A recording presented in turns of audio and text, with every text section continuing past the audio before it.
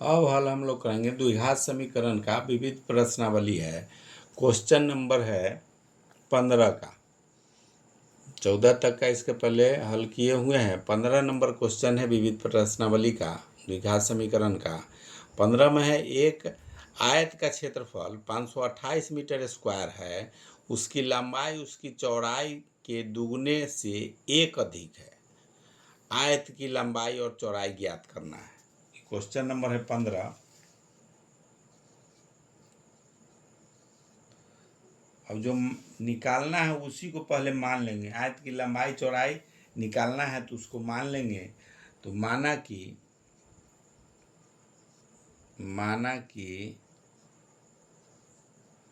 आयत की चौड़ाई बराबर x मीटर है, तो आयत की लंबाई हो जाएगा,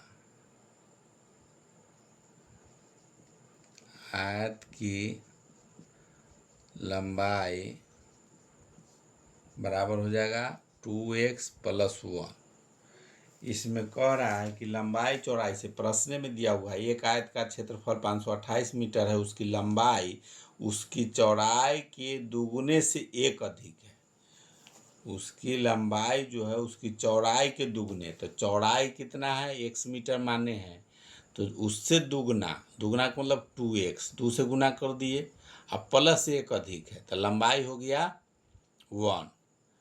इसमें 2x + 1 हो गया। प्रश्न के हिसाब से दिया हुआ है कि लंबाई अगर चौड़ाई x मीटर है तो उसको दुगना करने, चाहे जो भी मानेंगे चौड़ाई उसका दुगना करना है लंबाई में, या +1 जोड़ देना है। तो x जब माने हैं तो उसमें 2x हो जाएगा, +1 हो गया, तो चौड़ाई भी मालूम हो गया। अब प्रश्न के हिसाब से हल करना है, प्रश्न से या प्रश्नानुसार। आयत का क्षेत्रफल दिया हुआ है, इसमें आयत का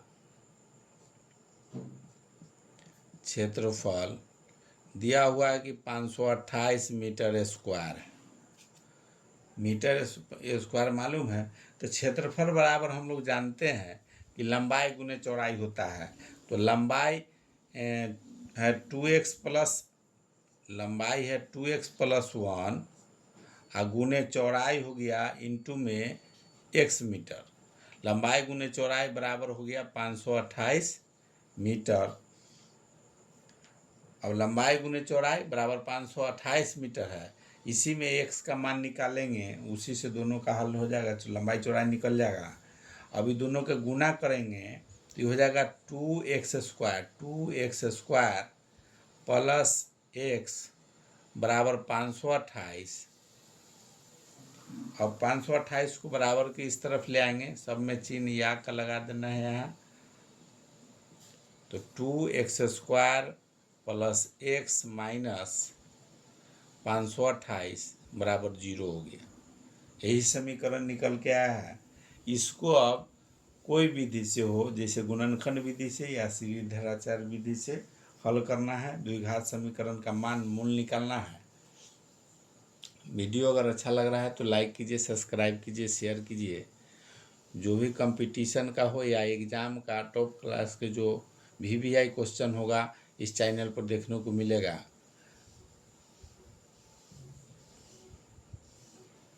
अब इसमें जैसे समीकरण आ गया, समीकरण निकल गया 2x square plus x minus 528 बराबर 0 है।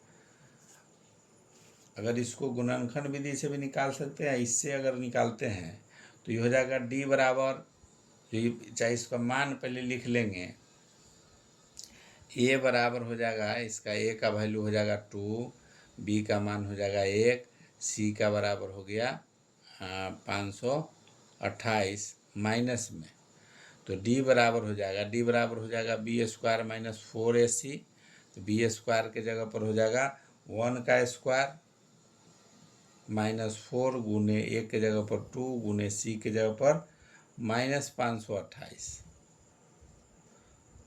अब इसको हल करेंगे तो 1 का स्क्वायर करेंगे तो 1 होगा, माइनस में हो जाएगा, यहाँ भी माइनस है तो माइनस माइनस प्लस हो जाएगा।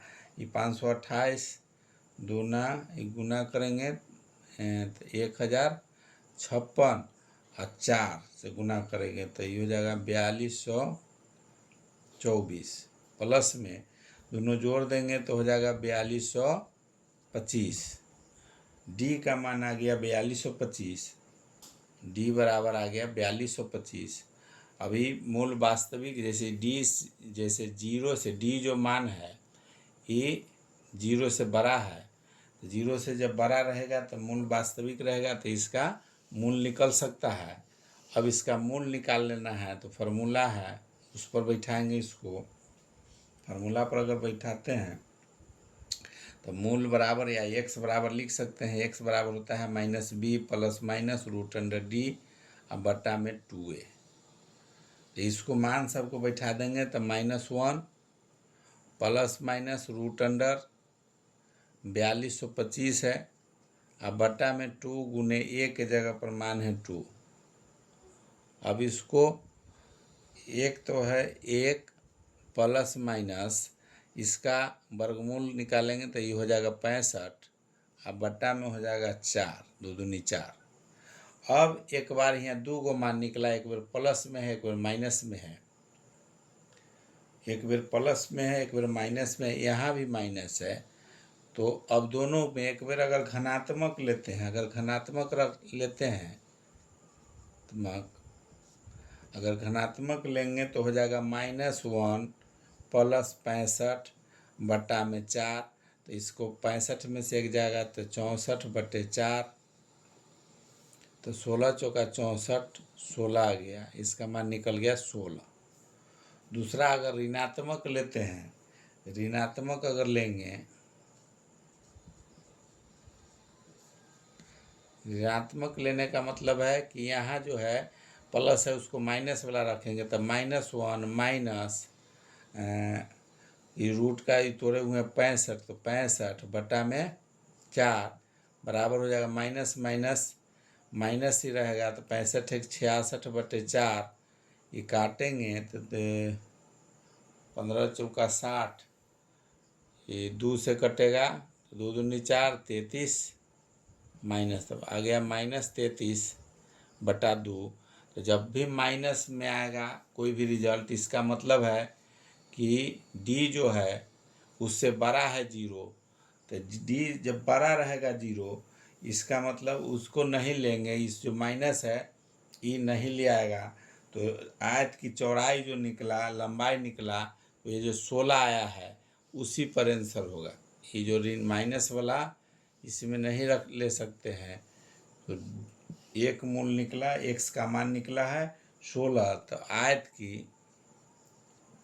आयत की चौड़ाई माने हुए हैं, चौड़ाई बराबर x मीटर माने हैं, उसका माना गया है 16 मीटर। अब 16 मीटर आया है।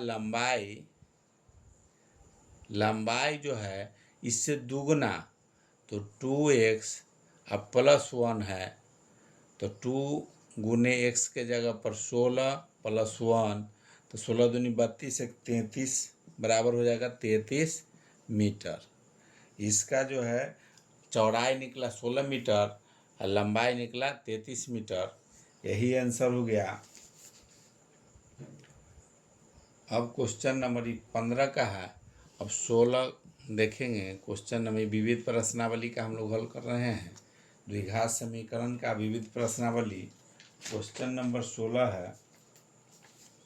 16 में दिया हुआ है एक नाव जिसकी चाल स्थिर जल में 18 किलोमीटर प्रति घंटा है को 24 किलोमीटर ऊर्ध्वाधर में तय करने में अनुप्रवाह में उसकी जगह लौटने में लगे समय से 1 घंटा अधिक लगता है, तो धारा की गति निकालना है। धारा की गति निकालना है। ये क्वेश्चन नंबर है 16। क्वेश्चन नंबर है 16। तो धारा वाला, नाव वाला, इसका किलोमीटर चाल वाला बहुत सारे वीडियो पहले बनाए हैं, वही उसी का है विविध प्रश्नावली में। तो इसमें मान लें कि धारा गति का जैसे नहीं मालूम है तो इसको मानेंगे कि माना कि धारा की गति या चाल, गति अगर पूछेगा तो गति लिख देंगे। इसमें दे रहा है 16 में नाव की उसकी चाल, तो चाल हो जाएगा, चाल दे रहा है तो चाल लिखेंगे। धारा की चाल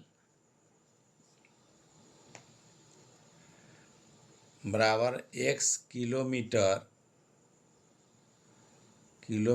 प्रति घंटा। नाव की चाल अब इसमें देखना है, इसमें दे रहा है कि धारा की चाल हो गया उतना, तो नाव की चाल, एक नाव जिसकी चाल स्थिर जल में, तो धारा की चाल, और ये नाव स्थिर जल में 18 किलोमीटर प्रति घंटा है। तो नाव की चाल स्थिर जल में है दिया हुआ, नाव की चाल स्थिर जल में है 18 किलोमीटर प्रति घंटा, ये दिया हुआ है। अब धारा के दिशा में, जैसे अभी दो को हम लोग जानते हैं कि धारा की दिशा में अगर नाव जा रहा है तो दोनों का चाल, जैसे नाव का चाल होगा 100 और प्लस धारा का चाल, दोनों चाल प्लस हो जाता है, जुट जाता है। अगर इधर दूसरे विपरीत दिशा में जब आएगा तो धारा के विपरीत दिशा में आएगा तो उसका चाल इसका विरोध करता है जब, तो माइनस हो जाएगा। इसमें जो धारा के तरफ अगर बढ़ेगा तो उसमें प्लस हो जाता है चाल, स्पीड उसका बढ़ जाएगा। धारा के विपरीत आएगा तो उसमें माइनस होगा। तो अभी दो का मान लिए हैं, इसमें धारा की चाल x किलोमीटर, तो नाव की चाल स्थिर जल में है 18 किलोमीटर। अब नाव की चाल धारा की दिशा में अगर है तो कितना जाएगा, नाव की चाल धारा की दिशा में, धारा की दिशा में जाएगा तो कितना हो जाएगा, तो धारा के दिशा में होगा कि स्थिर जल में नाव का चाल 18 किलोमीटर है 100 और प्लस धारा की चाल, ये दोनों जुट जाएगा। धारा की चाल x मान लिए हैं कि धारा जो बह रहा है उसका चाल है x किलोमीटर और नाव की चाल है 18 किलोमीटर क्वेश्चन में, तो ये दोनों जुट जाएगा तो x किलोमीटर। तो ये नाव की चाल धारा की दिशा में अगर बहेगा जाएगा उस स्थिति में 18 किलोमीटर तो नाव की चाल है प्लस धारा की चाल, ये दोनों जुट गया, इतना किलोमीटर प्रति घंटा हो गया। अब 24 घंटा फिर वापस आता है, जो जाता है उतने 1 घंटा में फिर वापस आता है, तो 24 किलोमीटर धारा की दिशा में तय करने में लगा समय।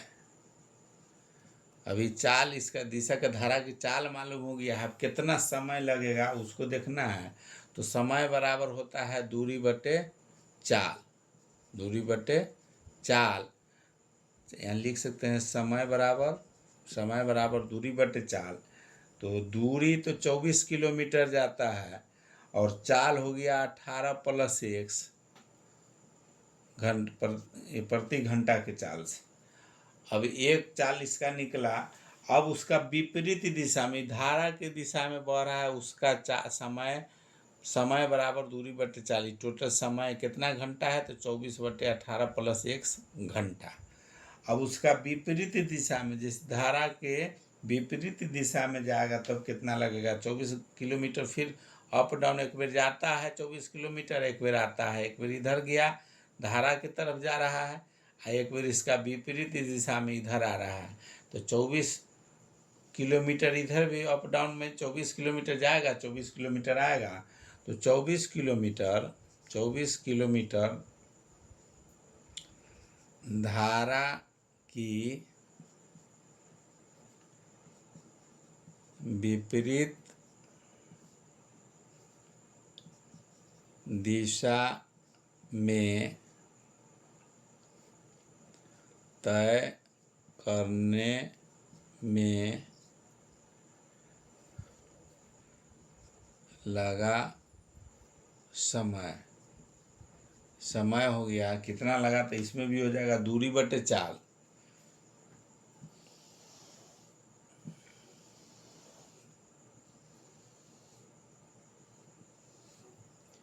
इसका भी हो जाएगा समय बराबर धारा के विपरीत दिशा में आएगा तो उसके लिए है दूरी बटे चाल। दूरी तो सेम है 24 और चाल है, चाल इसमें घट जाएगा, धारा की चाल जो 18 माइनस एक्स हो जाएगा। जो धारा की चाल जो था वो इस बार माइनस में हो जाएगा। जब धारा की तरफ बढ़ेगा तो उसका दोनों का चाल जुट जाएगा और धारा के विपरीत आएगा तो 18 किलोमीटर जो नाव का चाल था उसमें से भी जैसे वो उसका अवरोध करेगा तो माइनस हो जाता है जो धारा की चाल है सो। तो हो गया x माइनस इतना प्रति घंटा, समय बराबर निकल गया इतना 24/18 माइनस एक्स घंटा।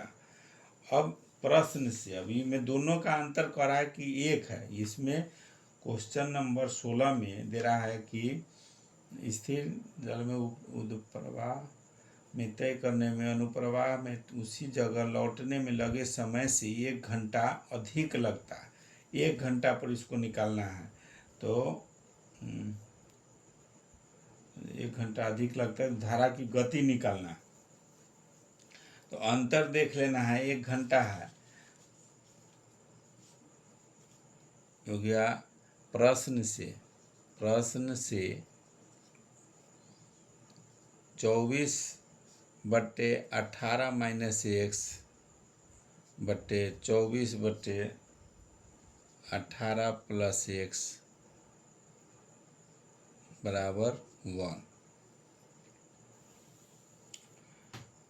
इसमें बड़ा सबसे 18 प्लस एक्स है, ये 18 माइनस एक्स है।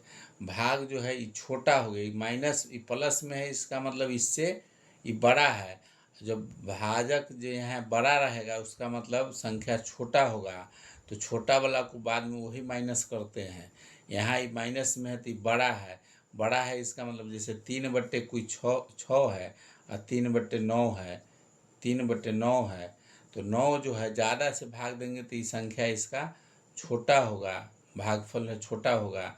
अब बड़ा छोटा वाला रहेगा उसका भागफल बड़ा रहेगा। तो छोटा वाला जो रहेगा उसको छोटा वाला को शुरू में लिखेंगे कि कम रहे, छोटा जो है उसको लिखते हैं उसका मान ज़्यादा होगा, इसके लिए कि शुरू में लिख दिए 24/18 माइनस एक्स। अब ये दोनों का अंतर कर रहा है कि 1 है। अब इसको हल करने के लिए भिन्न का जोड़ के हिसाब से दोनों का जैसे भिन्न का जोड़ करते हैं उस तरह से इसको भिन्न का जोड़ करना है। ये हो गया x 18 माइनस एक्स, ये हो गया 18 प्लस एक्स। अब इसमें तिरछा तिरछी दोनों में जो है कॉमन भी ले सकते हैं, ताकि तिरछा तिरछी दोनों में गुना होगा। जब ऊपर दोनों में सेम है तो इसमें इसके साथ गुना होगा, इसमें इसके साथ गुना होगा। तो लिख भी सकते हैं, अलग अलग भी लिख सकते हैं। ये हो जाएगा इसके साथ गुना हो जाएगा तो 24/18 plus x minus 24/18 minus x बराबर 0 बराबर 1। इसके बराबर 1 है। अब इसमें दोनों में 24 है, इसको हल करना है। दोनों है ब्रैकेट में है, उसको कॉमन ले लेंगे। कॉमन जब लेंगे तो हो जाएगा 24/18 plus x minus 18 plus x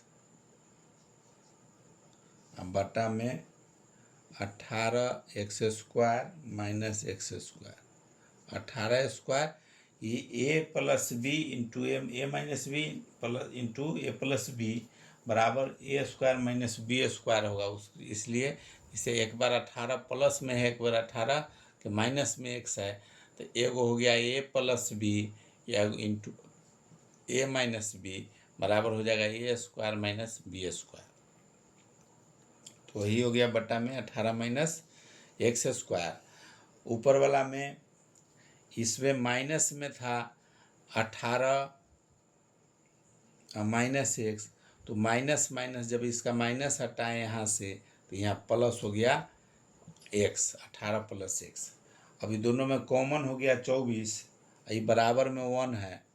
अब इसको यहाँ माइनस में 18 प्लस में है तो कट जाएगा, तो बच जाएगा यहाँ 24 हो जाएगा ब्रैकेट में, ब्रैकेट के बाहर। अब बीच में बच गया 2x, एगो एक्स से यहाँ एगो एक्स से यहाँ। अब बटा में इसको माइनस करेंगे, इसको रह गया वही 18 x square minus x square बराबर 1।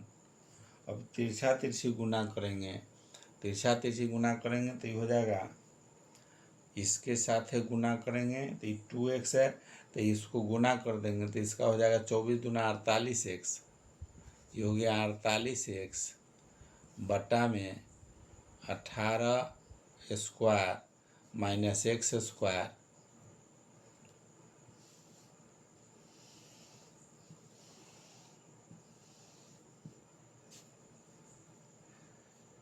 ये हो गया, तिरछा तिरछी गुना करेंगे तो ये हो गया 24 दूनी 48 एक्स बटा में 18 x square minus x square बराबर 1।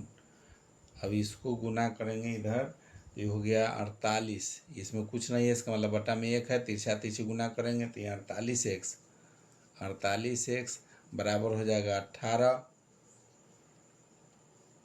18 का स्क्वायर अगर इसको तोड़ते हैं तो ये हो जाएगा 324। 18 का वर्ग अगर करते हैं स्क्वायर करेंगे तो ये हो जाएगा 324। तो 324 इधर जाएगा तो 324 अब माइनस एक्स स्क्वायर। अब इसको एक तरफ कर देंगे, माइनस एक्स स्क्वायर है, अब एक्स स्क्वायर वाला को इस तरफ ले आएंगे तो प्लस में हो जाएगा एक्स स्क्वायर। एक्स स्क्वायर हो गया प्लस में प्लस 48x माइनस 324 बराबर 0। ये 324 को बराबर के इधर ले आए तो ये हो गया माइनस, ये माइनस वाला को इधर ले आए तो ये हो गया प्लस। अब इसको गुणनखंड विधि से हल कर देंगे, तो गुणनखंड विधि से करेंगे तो x square plus 54x minus 6x minus 324 बराबर 0। इसको गुणनखंड रूप में तोड़ दिए, इसको 324 हमको लाना है, ये गुना 54 में 6 से गुना करेंगे तो 324 होगा।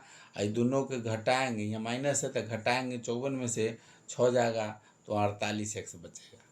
अभी दोनों में 2 को निकल गया, गुणनखंड हो गया। अब इसको दोनों में जो रहेगा उसको कॉमन लेंगे, तो दोनों में है एक्स कॉमन ले लेंगे तो बच जाएगा एक्स प्लस 54।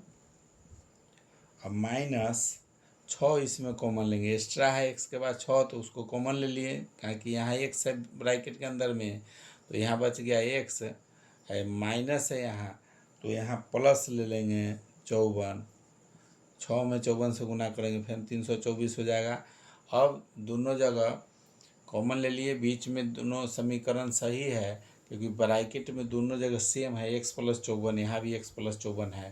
तो अब कॉमन वाला जो दोनों जगह लिए हैं उसको एक जगह लिखेंगे एक्स माइनस 6, और दूसरा हो गया जो ब्रैकेट में है लिए हुए हैं उसका हो जाएगा एक एक्स प्लस 54 बराबर 0। 2 को मान निकलेगा। अब इसका एक्स माइनस 6 हो गया, एगो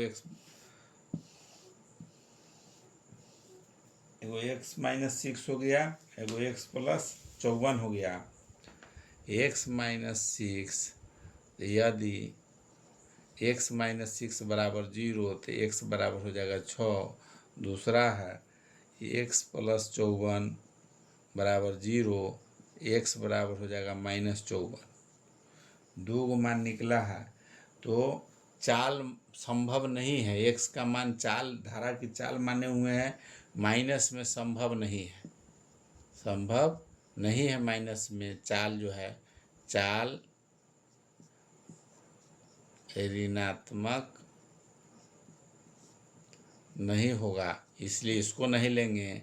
अब लेंगे तो x बराबर 6 निकला है, तो x का मान 6 निकला है, इसीलिए x का मान धारा के माने हुए हैं धारा की चाल